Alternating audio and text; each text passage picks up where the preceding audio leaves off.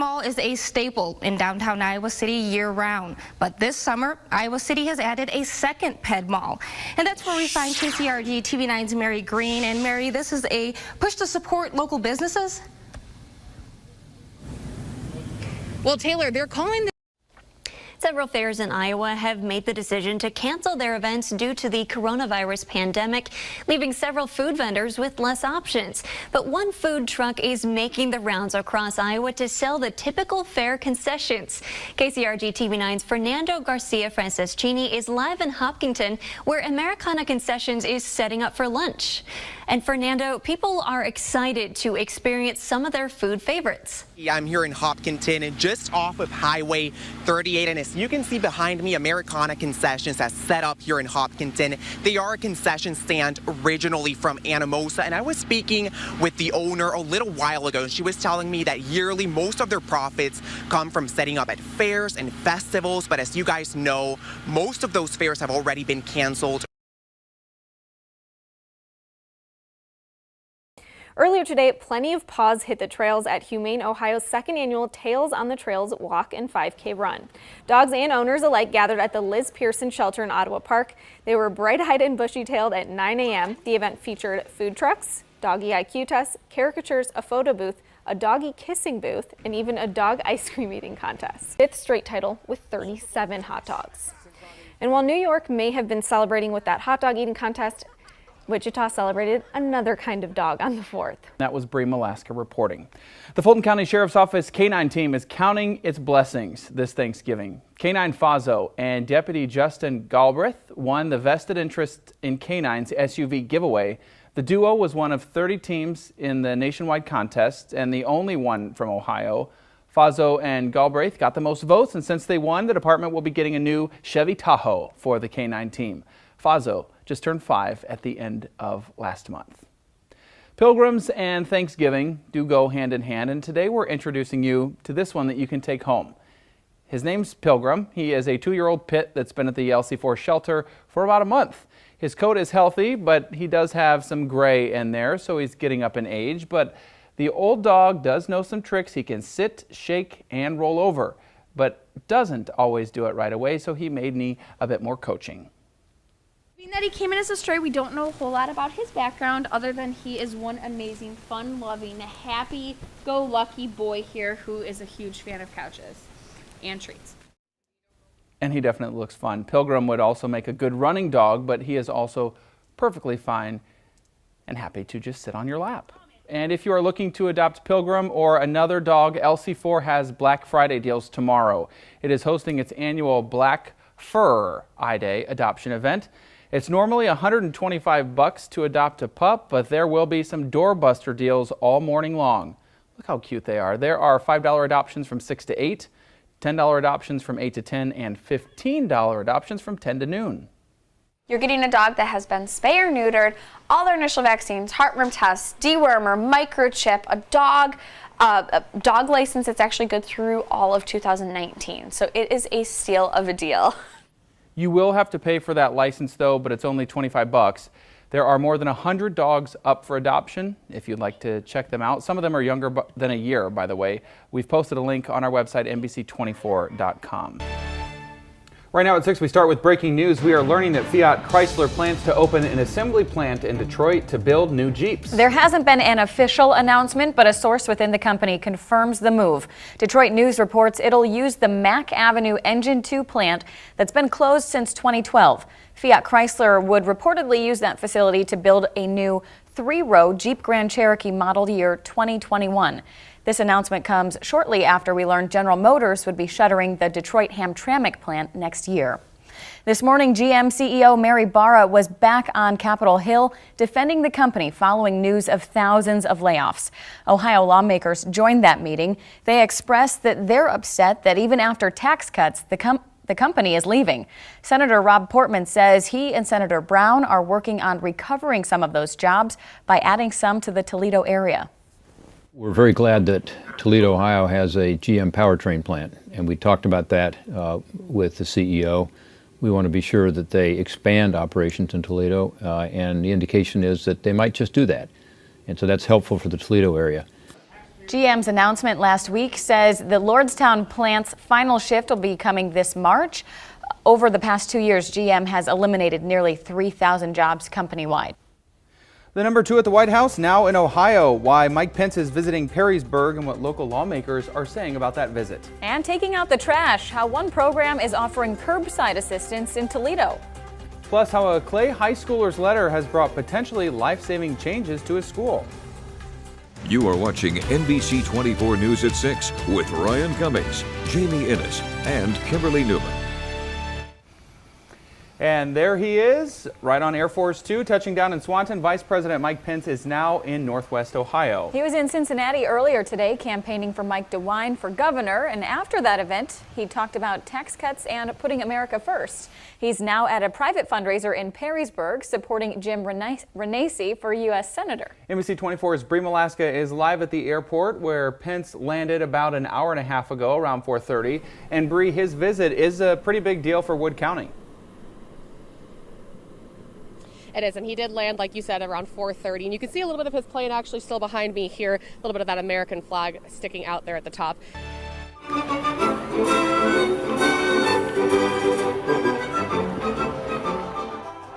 For the first time ever, the Toledo fireworks were accompanied by a live personal soundtrack. The Toledo Symphony Orchestra performed at Promenade Park, and the Symphony Orchestra took the stage around 9, where they performed a number of patriotic tunes. They then took a brief intermission to start just after 10 with those fireworks choreographed to the music. If you were there, you may have noticed 30-second pauses, but those pauses were simply for the firework technicians to install the new line of fireworks to time them up perfectly with that performance. Good evening, I'm Kaylee Cunningham. Jamie and Ryan both had the night off. Red, white, and boom. Waterville celebrated their annual 4th of July tradition with a very large crowd. NBC 24's Jay Hanna was there, and he joins us live in the newsroom. And Jay, this was free for anyone who wanted to go out and celebrate the 4th, right? And fathers were not an endangered species at the Toledo Zoo today. This Father's Day, dads were welcome to meet animal fathers like Batu the gibbon, Boomer the orangutan, and Silvio the mongoose lemur. Dads got free admission, and games were out on the plaza with inflatables, football, basketball, and soccer. A great turnout despite all the heat. Today's main event at the National Cherry Festival in Traverse City. Did you know this is a thing? It is. I did not. Duck racing. They pretty much threw them. They just threw them. They're not even racing. Well, mallard duck races have been going on for 20 years across the entire country, but this is the race's first appearance at this event, the National Cherry Festival, and anybody can race a duck for just about $5. It seems, I mean, it looks fun to watch. I don't know. Did you see them though? They literally just kind of threw them, so I don't really know how much effort the ducks are putting in. They're just kind of tossing them, but I like it. My gosh, that's crazy. I like it. As a general rule, baby cows are pretty cute, and when they grow bigger, they may lose a little of that cute factor. Mark Cholette found a small cow that will continue to have people saying aw. Way to bring awareness to the problem Toledoans see each year on Lake Erie. Mommy Bay Brewing Company created an algae bloom beer. NBC 24's Bree Malaska joins us live from the brewery tonight. Now, Bree, that doesn't really look like beer to me. It is a beer, but as you can see, it's not that pretty, but that's the whole purpose. The purpose was to create a conversation about the algae bloom to find. Happening today, you can expect a text from President Trump. It won't be a political message, but a chance for FEMA to test out an alert system. The text will be sent out to almost every cell phone. Karen Kafa explains what will happen. We are just 3 days away from the big rivalry game between the Buckeyes and Michigan Wolverines. OSU ranked 10th, Michigan is 4th. This is video of OSU playing MSU earlier this month. The game, as it's known. Local breweries are using beer to give back to California fire victims. Sierra Nevada Brewing Company wants to help those impacted by the Camp Fire in Northern California. 24 News. All right, the game is less than 48 hours away. Beat Michigan Week is serious for Buckeye fans, and it can be very tense for some households. Rodney Dunnigan explains the rivalry is tearing some families apart. We've had some severe storms roll through eastern Iowa today, and there were several warnings issued this evening, including one for incredibly high winds. Here's a live look at the power outage map from Lion Energy. There are multiple power outages still in Lynn County and a couple in Dubuque and Johnson counties as well. As of 9:30, more than 5,000 were without power in Cedar Rapids. And those storms brought hail to many parts of the area. Walford got hit pretty hard, as you can see and hear there. A TV9 viewer, Tammy Scriver, sent this video of some of it dropping into a swimming pool and onto their porch. And here's a picture of some of the storm damage viewers sent us. This was sent to us by Luke Cross. Large tree limbs hit a home 2 miles north of Norway there. Mike Owen sent us this picture of a play area completely knocked over just west of Mount Vernon. And Allison Blank from Clarence sent us these two photos. Some sports bleachers had traveled quite a ways and are now halfway over a fence. And as you can see there, pretty bent out of shape. And you can see more viewer photos and submit your own on our website, kcrg.com. And some of those winds caused down trees and power lines, causing damage. KCRG TV9's Brian Tabak took a look around some of the areas we're seeing damage in Lynn County, and he joins us from Marion. Brian, what are you seeing? Yeah, Taylor, I spent a lot of time on the northeast side of Cedar Rapids into Marion. Right now, I'm in Marion on McGowan and Country Club Boulevard. You can see this tree completely smashed the cab of this truck here right behind me. I was told by crews who were out here a little bit ago that we do start seeing some of these larger trees like this one start falling when we do have those heavy winds and that rain. Now, here's a better look at the down tree. You can see it is blocking the roadway on McGowan. Crews say that they're not picking it up right now. They'll probably be out a little bit later. Much of the block, if you look here, also pretty bad damage, with much of the block had piles of fallen limbs in the front of the homes. This fallen tree and is one of a few I saw on Boyson and Cedar Rapids. You can see it damaged the fence and came pretty close to falling on the roadway itself. And again, like I spoke to crews a little while ago, they told me that they are going to be cleaning up here in a little bit. Right now, the road, McGowan, is completely blocked. A lot of people have been driving up and down, but the road is blocked through traffic right now. Live in Marion, Brian Tabak, KCRG TV9 News. Thanks, Brian. And let's turn now to First Alert Storm Team meteorologist Kaylee Pluchel. And Kaylee, are we done with these storms, or will they be sticking around? Well, the good news is, Taylor, our severe weather threat for the rest of tonight is over, and we are anticipating quiet conditions as we head towards the overnight hours and the end of the weekend. Here's a live look from the Grass City Cam in Dubuque, where you can still see the roadways in that area wet, but any rain and thunderstorm activity has pushed out of our area at this time. Pinpoint Doppler radar showing that movement pushing into portions of Illinois and the southern portions of Wisconsin as well. Again, we are going to be staying quiet throughout the overnight hours. 64 degrees your current temperature in Cedar Rapids, 66 in Tama, 68 in Iowa City, same thing in Washington, 65 in Maquoketa, we're 66 in Manchester, Dubuque sitting at 64 degrees. And temperatures over the next couple of hours going to pretty much be holding steady into the low to mid 60s throughout the overnight hours. We do anticipate clear skies throughout the entire area. North winds are going to be anywhere between 5 and 10 miles per hour. As we do take a look at our heat index forecast over the next couple of days, the good news is it's really not going to be that warm. After today, temperatures are going to fall, and those dew points are going to fall right along with them, keeping our heat index values pretty close to the temperature all the way through the beginning of the week on Tuesday. I've got to look at your Sunday forecast and what you can expect in just a few minutes. Thanks, Kaylee. And this is more video several viewers sent us of some hail coming down this afternoon. This is video from Swisher. The hail damaged this viewer's car, and it went on there for at least 10 minutes. And we have a whole gallery of weather photos in the U-News section of KCRG.com. That's where you can share your own pictures and videos of storm damage in your area. 26 people have now died in the bushfires in Australia. The latest death is a Victoria State firefighter who was working to extinguish unattended campfires. Fire officials say 2,300 firefighters in New South Wales are making the most out of some storms in the area. They are trying to battle 110 bushfires. Humans are not the only ones affected. Millions of animals reportedly have also died. And smoke can be seen across oceans. The fires have led to hazardous air quality, which is a threat to human health in major cities in Australia, spreading to New Zealand, and sent smoke drifting thousands of kilometres across the Pacific to South America. Australian Prime Minister Scott Morrison is receiving criticism for ignoring the fires, taking a vacation while fires burned. His government has also been accused of ignoring climate change. Let's move to the weather. And meteorologist Justin Gertz, you've been tracking this, and the Australian bushfires have burned up millions of acres. Yeah, just a huge area, much larger rather than the California wildfires from a couple of years ago. So here's a bit of a comparison: about 15.5 million acres. That's more than 24,000 square miles. Now, even I, somebody who looks at geography all the time, look at those numbers and think, okay, well, what does that mean?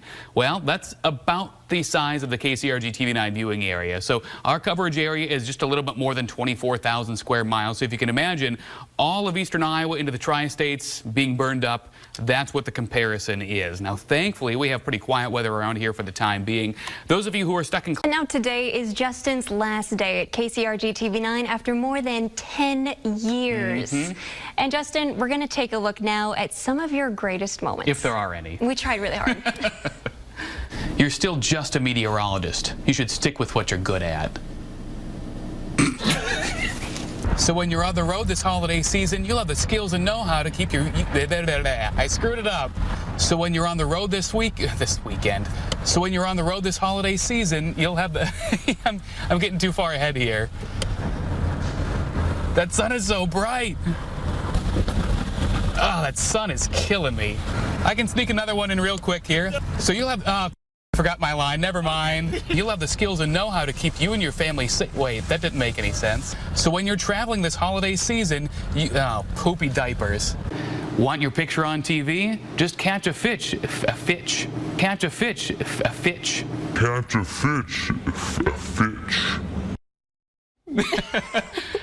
Oh, that's a good look right there. Now, those of you who go to Kai's Facebook page, if you look there, it has my facial hair from college, which was a really good look. Oh, I don't know. No, not really, not at all. But no, I'll try to keep this short because nobody wants to see me ugly cry.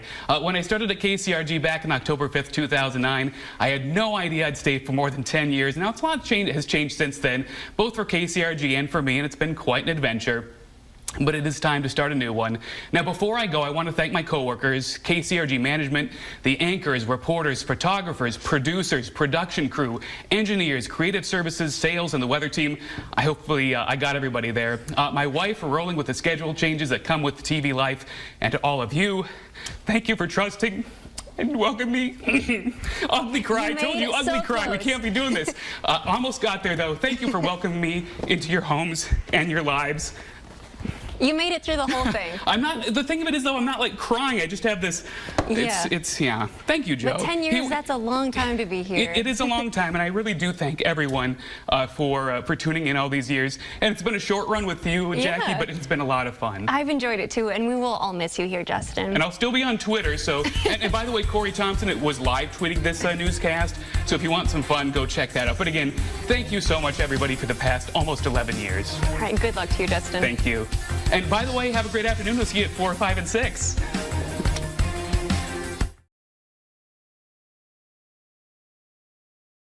That's going to do it for us tonight at 6. We'll see you back here at 11. We're going to leave you with a look at the Emmys. They're taking place right now. The gold carpet is rolled out and the stars are lining up. We'll see you back here at 11.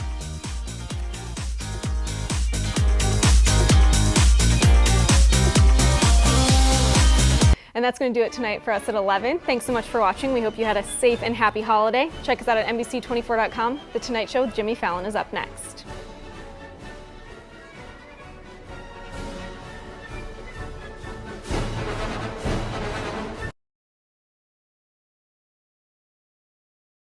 NBC 24 News at 6. Tonight, investigators in Chillicothe are working to figure out what substance made 24 guards, nurses, and inmates sick. Troopers say a total of 29 people were exposed. 23 corrections officers, 4 nurses, and 1 inmate were taken to the hospital. Another was treated at the scene. Luann Stoya with our sister station in Columbus is live outside the prison tonight. Luann, do investigators know how this happened?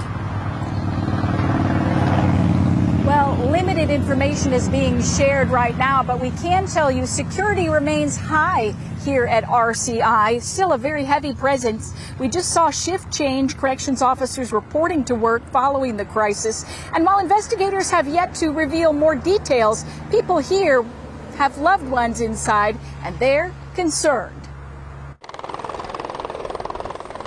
Investigators say a Ross correctional inmate was showing signs of an overdose and given Narcan.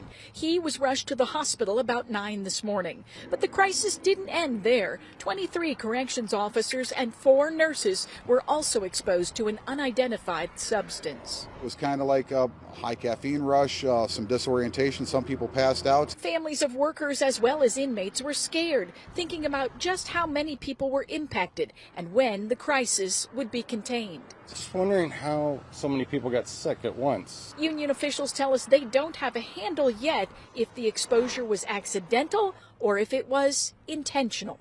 As far as how the exposure happened, those things are still being investigated at present time. People are very, very resourceful as to how they can get things in.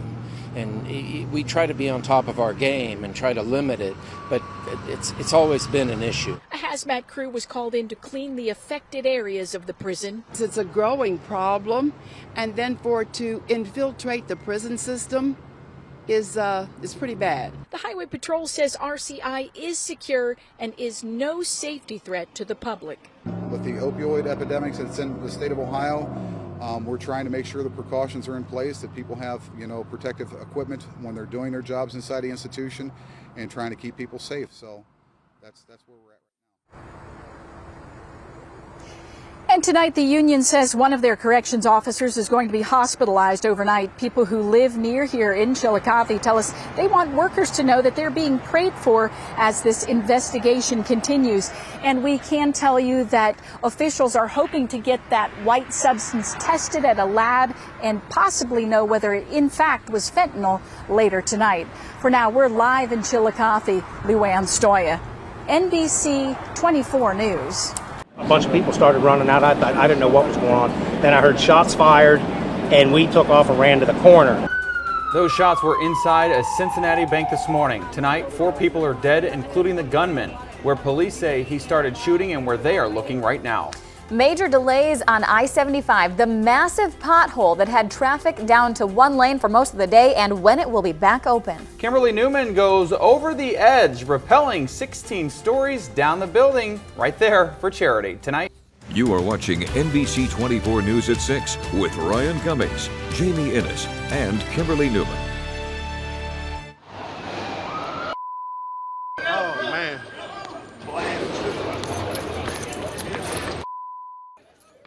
Right now at 6, dramatic eyewitness video following today's shooting at Fifth Third Bank in downtown Cincinnati. Tonight, police are in North Bend, about 15 miles away, looking through the apartment of 29-year-old Omar Perez, the suspect who is now dead. Officers say he killed 3 people this morning and was not a former or current employee there. But a prosecutor tells our sister station he did have mental issues and was carrying a lot of ammo. Police say Perez walked up to the loading dock this morning and just started shooting. Then he went into the lobby and shot at police. 2 others are in the hospital tonight, and we are told the Cincinnati Reds will be holding a moment of silence before tonight's game. And we will have a live report from the scene where it happened coming up in a bit. Tonight, police in Cincinnati are now searching the apartment of the man they say shot and killed 3 people this morning at a bank. The suspect, 29-year-old Omar Perez, is also dead. Prosecutors say he had mental health issues. Alexis Moberger is live at Fountain Square where this happened. Alexis, what else are officers saying about the shooter? That's right. At this point, police still don't know why Omar Perez went in and had the shooting earlier this morning. They're still trying to find a motive. But here's a breakdown of just what happened early this morning around 9:15. If you take a look behind me, this is the building, the Fifth Third Center, where Perez opened fire. He first started in the back of the building at the loading dock. He then went into the lobby. That's when police say 4 officers confronted him and shot him multiple times. He died on scene, and so did a victim. 2 others died at the hospital.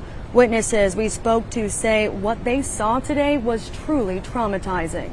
Didn't know me, and she grabbed me and wanted me safe. As you can see, the crime scene unit is still on scene and will be for a while. Now tomorrow at noon, there will be a solidarity lunch right in this area to honor the lives of the victims who died today. In Cincinnati, I'm Alexis Moberger. Back to you.